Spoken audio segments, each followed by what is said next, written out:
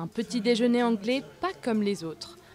Bienvenue chez Luc et Tom, apprentis jongleurs professionnels à Londres. Chez eux, le premier entraînement de la journée se passe au fourneau.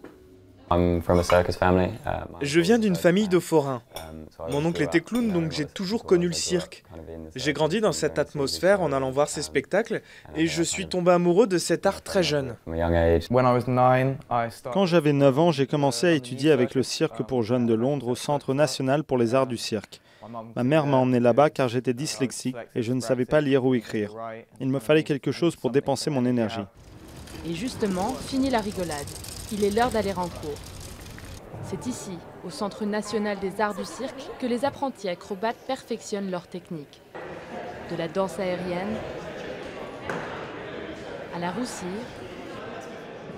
au jonglage,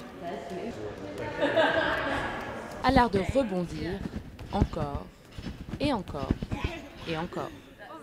Fondé en 1989, le centre a été reconnu en tant qu'institution nationale en mars dernier, signe de l'importance grandissante des arts du cirque britannique. À l'origine, le cirque était un art britannique, mais ces dernières années, d'autres pays nous ont volé la vedette. On a eu droit à des performances exceptionnelles de France, du Canada ou d'Australie. Et il est temps que le cirque britannique reprenne le devant de la scène. En Grande-Bretagne, le métier de forain est de plus en plus respecté.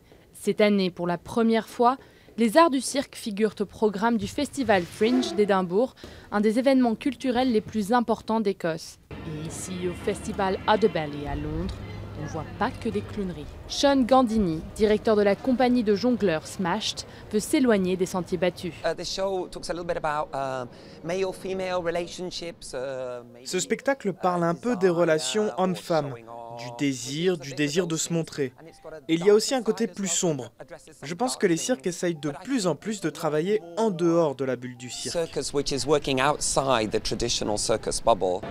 De quoi faire tourner la tête du public. Je trouve ça très bien parce que c'est une manière de faire revivre le cirque. Je n'ai jamais vu un spectacle de cirque comme ça. De retour au Centre national des arts du cirque, les étudiants continuent de jongler entre cours d'art dramatique et de perfectionnement physique. Une fois formés, la plupart des jeunes acrobates partent encore faire carrière à l'étranger, mais de nouvelles compagnies made in Britain ont commencé à faire surface, dans l'espoir, un jour, de créer un cirque du soleil à l'anglaise.